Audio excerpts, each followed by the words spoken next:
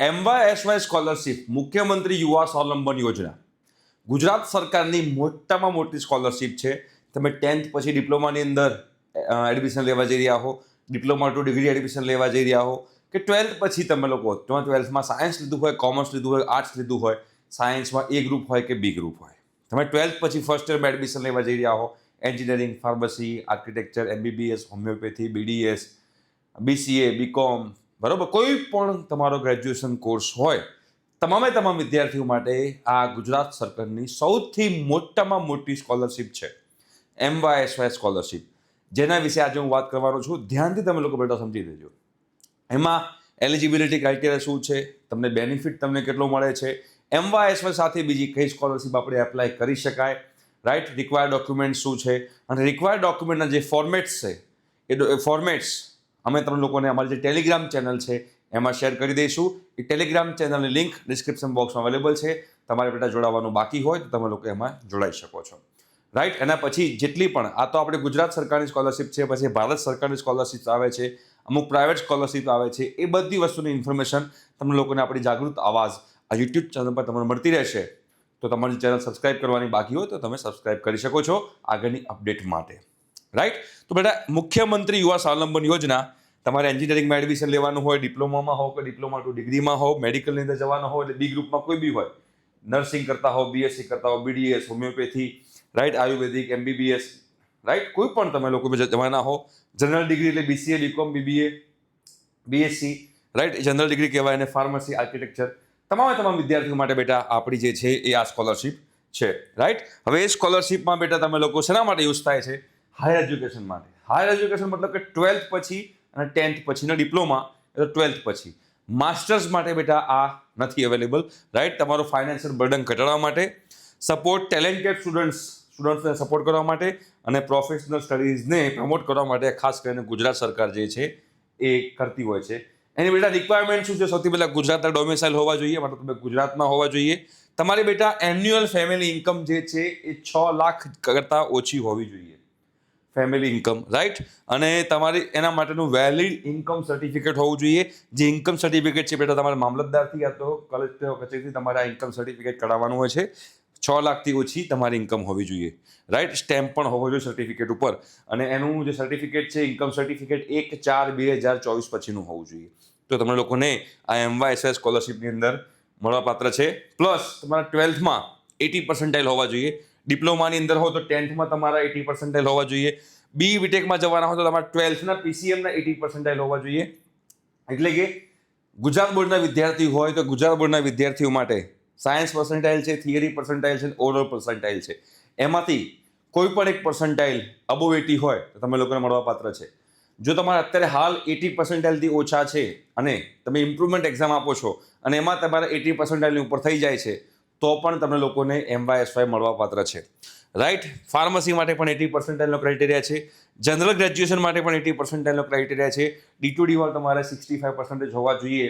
તમારા 5th semester અને 6th સેમેસ્ટરનો જે CGPA હોય એ CGPAમાંથી -0.5 કરી ઇન્ટુ 10 કરી દો તો તમારા 65% તમારા હોવા જોઈએ. જે લોકો B ગ્રુપના વિદ્યાર્થીઓ જે છે, B ગ્રુપમાં વિદ્યાર્થીઓમાં 80%નો ક્રાઇટેરિયા છે MBBS સિવાય. જો તમે MBBSમાં એડમિશન લેવાના હો તો એમાં ખાલી ને ખાલી ઇન્કમનો ક્રાઇટેરિયા રહેશે. જે 80%નો ક્રાઇટેરિયા છે એ MBBS માટે નથી. બાકી BDS, હોમિયોપેથિક, આયુર્વેદિક જે પણ તમે કહેતા હો, રાઈટ, નર્સિંગમાં હો, BSc ફિઝિક્સ કરતા હો, બોટોનોમી કરતા હો, જે બી તમે કરવાના હો, મેડિકલ સિવાય તમામમાં 80%નો ક્રાઇટેરિયા છે. મેડિકલની અંદર બેટા ખાલી ને ખાલી ઇન્કમનો ક્રાઇટેરિયા છે, એ આપણને ખબર હોવી જરૂરી છે, રાઈટ. તો આ બે વસ્તુનો ક્રાઇટેરિયા તમારો જોઈશે, 80% અને ફેમિલી ઇન્કમ 6 લાખથી ઓછી. ફેમિલી ઇન્કમ 6 લાખથી ઓછી બધા માટે છે. આ તમારા લોકોએ ધ્યાનમાં રાખવાનું છે. આમાં ઘણીવાર CBSEના સ્ટુડન્ટ હોય છે, એ CBSEના સ્ટુડન્ટ્સને એમના માર્કશીટની અંદર કોઈ જગ્યાએ બેટા પર્સન્ટેજ લખેલા હોતા નથી. બટ ACPCની વેબસાઇટ ઉપર જશો તમે લોકોને 220માંથી કેટલા માર્ક્સ, કેટલા પર્સન્ટાઇલ કહેવાશે એનું ટેબલ મુકાઈ ગયું છે ACPCની વેબસાઇટ ઉપર. તો જે લોકો CBSE બોર્ડના વિદ્યાર્થી હોય એ લોકોએ આ ખાસ ધ્યાન રાખવું, રાઈટ. ક્લિયર છે? હવે અહીંયા આગળ આપણે જોઈશું તો અહીંયા મેં તમને બધી વસ્તુ જે છે મેં તમને કરી દીધી, ઓકે. એના પછી બેટા આ બધી જે MBBS છે, BDS છે, BAMS છે, BHMS છે, BPT છે, નર્સિંગ છે, વેટરનરી છે, આ બધા માટે બેટા લાગુ પડે છે. ખાલી MBBSની અંદર બેટા તમારે 80% એનો ક્રાઇટેરિયા લાગુ પડતો નથી. PCB સ્ટુડન્ટ્સ વિધાઉટ નીટ છે, એના માટે આ બધા જ કોર્સ આવી ગયા, એટલે કોમર્સના વિદ્યાર્થીઓ પણ આની અંદર આવી ગયા. BSc, BCA, BCom, BA, computer application, BBA, BA, બધી કોઈ પણ ડિગ્રી હોય એ બધા આવી જાય છે, બરોબર છે. અહીં મેં તમને લોકોને અહીંયા આગળ સમજાવી દીધું છે. શું બેનિફિટ છે? અલગ અલગ લોકો માટે અલગ અલગ છે. પહેલા બેટા વાત કરીએ બેટા એન્જિનિયરિંગના સ્કોલરશિપ માટે. મતલબ તમે એન્જિનિયરિંગમાં એડમિશન લઈ રહ્યા હો, તમે બેટા એન્જિનિયરિંગમાં ACPC થ્રુ એડમિશન લીધું હોય કે તમે મેનેજમેન્ટ કોટા થ્રુ એડમિશન લીધું હોય, તમે લોકો બેટા MYSY માટે એલિજિબલ છો. તમારી ફેમિલી ઇન્કમ 6 લાખથી ઓછી હોય અને 80% થી ઉપર હોય તો તમને બેટા મેક્સિમમ 50,000 રૂપીસનો સ્કોલરશિપ પર યર મળી શકે છે. પર યર તમારી જે કોલેજની ફી હોય એના 50% અને 50,000 એ બંનેમાંથી જે ઓછું હશે એ તમને મળશે. ફોર એક્ઝામ્પલ, કોઈને નિરમા કોલેજની અંદર એડમિશન લીધું, આપણે માની લઈએ કે નિરમા કોલેજની 2 લાખ રૂપિયા ફી છે, તો 2 લાખના 50% કેટલા થાય? 1 લાખ અને 50,000. તો 50,000 અને 1 લાખમાંથી ઓછું કોણ છે? 50,000. તમને લોકોને 50,000 પર યરની સ્કોલરશિપ મળશે. પણ ધારો કોઈ એક બીજી કોલેજ છે જે કોલેજની વાર્ષિક ફી 80,000 રૂપિયા છે, તો એના 50% થાય 40,000. તો 40,000 અને 50,000 એ બંનેમાંથી ઓછું કોણ? તો 40,000. તમને 40,000 રૂપિયા મળશે. પ્લસ બુકના વન ટાઈમ તમને 5,000 રૂપીઝ મળે છે બુક માટેના. જે લોકોને ફ્રી સીટ મળી છે, જે લોકોને ગવર્મેન્ટ કોલેજ છે, એ લોકો MYSY માટે એપ્લાય કરી શકે છે, રાઈટ. કદાચ તમારી કોલેજના તમને પૈસા ના મળે, પણ બુક્સના અને હોસ્ટેલના તમને પૈસા મળી શકે એમ છે, રાઈટ. તો આ તમને બેટા ખબર હોવી જરૂરી છે. અહીંયા મેં તમને એક્ઝામ્પલ આપેલું જ છે કે 90,000 હોય તો તમને 45,000 મળે, 1,50,000 હોય તો તમને 50,000 રૂપિયા મળે, રાઈટ. ક્લિયર છે? હવે તમારી કોલેજ ફીના 50% અને 50,000 આ બંનેમાંથી જે ઓછું હોય તમને લોકોને મળશે. ડિપ્લોમાની અંદર બેટા વાત કરીએ તો એ વસ્તુ જે છે તમને લોકોને 50% ઓર 25,000. ડિપ્લોમાની અંદર તમે એડમિશન લઈ રહ્યા હો તો તમારી કોલેજના ફીના 50% અને 25,000 આ બંનેમાંથી જે ઓછું હોય એ તમને લોકોને મળશે. પ્લસ બુક માટેના તમને 3,000 રૂપિયા મળશે. અને હોસ્ટેલ બેનિફિટ છે 1,200 rupees per month first 10 months માટે. પહેલા 10 મહિના માટે 1,200 રૂપિયા પર મંથ. ડિપ્લોમાની અંદર હો, તમે ડિગ્રીની અંદર હો, તમે કોઈ પણ જગ્યા હો, તમે હોસ્ટેલમાં રહેતા હો, તો પહેલા 10 મહિના માટે તમને 1,200 રૂપિયા પર મંથની સ્કોલરશિપ આની અંદર મળશે એક્સ્ટ્રા, રાઈટ. DTD વાળા માટે મેં કીધું એમ અગેન તમારી કોલેજની ફીઝના 50% અથવા તો 50,000 આ બંનેમાંથી જે ઓછું હશે એ તમારી બુક્સના તમને 5,000 મળશે અને તમને હોસ્ટેલના 1,200 રૂપીસ પર મંથ જે છે એ તમને લોકોને મળશે. MBBSની બેટા વાત કરીએ તો તમારી કોલેજની ફીસના 50% અને 2 લાખ આ બંનેમાંથી જે ઓછું હોય MBBS માટે, BDS માટે જે નીટ થ્રુ જતું હોય છે, રાઈટ. 2 લાખ અને 50 અને 50% એમાંથી જે ઓછું હોય એ.